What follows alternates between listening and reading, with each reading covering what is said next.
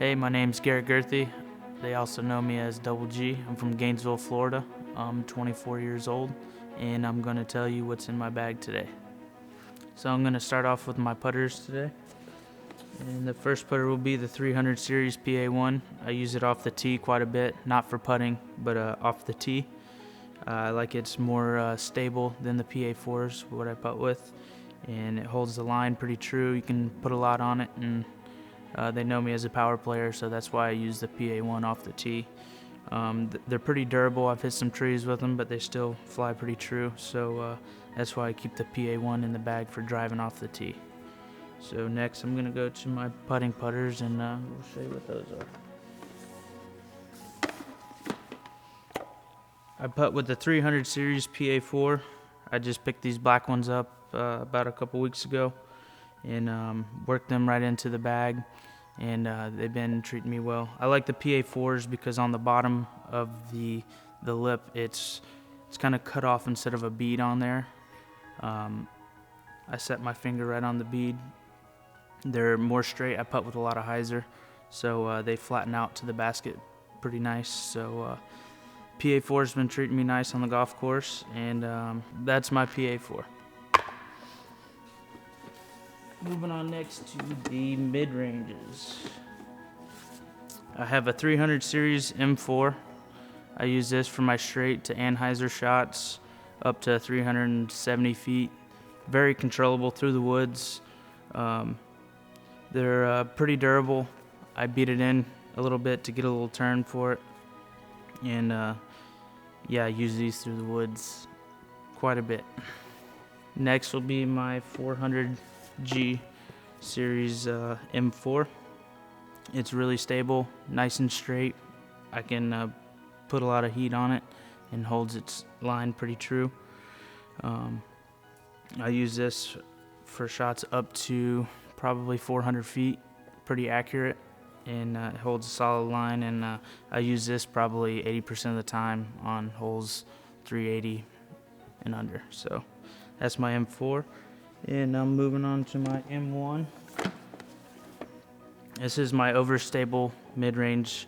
I use for a lot of open shots whenever I'm out in the field, or flexing hyzer shots through the woods.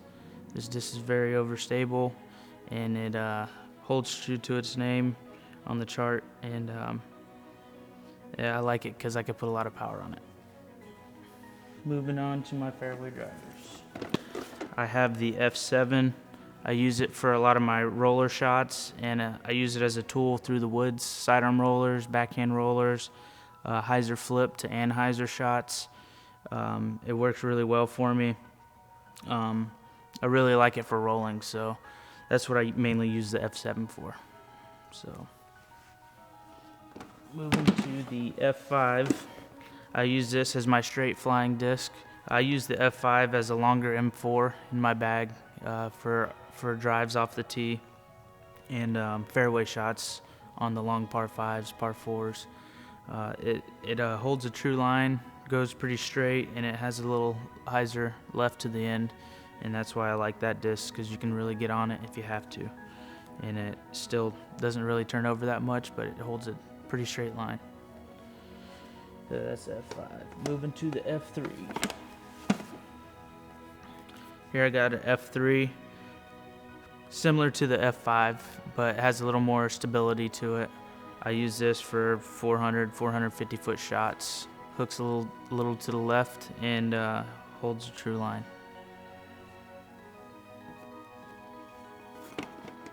Next we got the F2. I use the F2 for my spike hyzers, up shots in the fairway, and it's very predictable in the wind.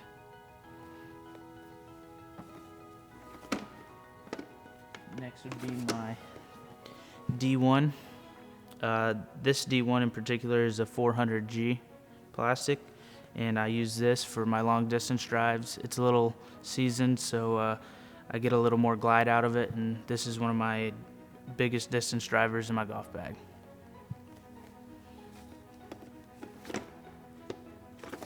I have a couple other D1s in my golf bag. D1's very predictable. I throw pretty hard, so I use the D1 for most of my off the tee drives for long distance. Very durable. They last forever. I've had one in my golf bag for 7 months now, and I haven't had to change it out. Stability is awesome on these things.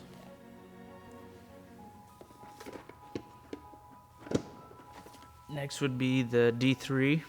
I use the D3 for my main wide open shots out in the fairway, off the tee, anywhere I can really open up. The D3 bombs, and that's what I use for my main distance drivers. So if you ain't got one, come and get one. And last of all, I have a D2. I use this as a utility disc, as my sidearm disc, tomahawk, thumber disc, pretty flat, handles well in the wind, and it also goes a long ways.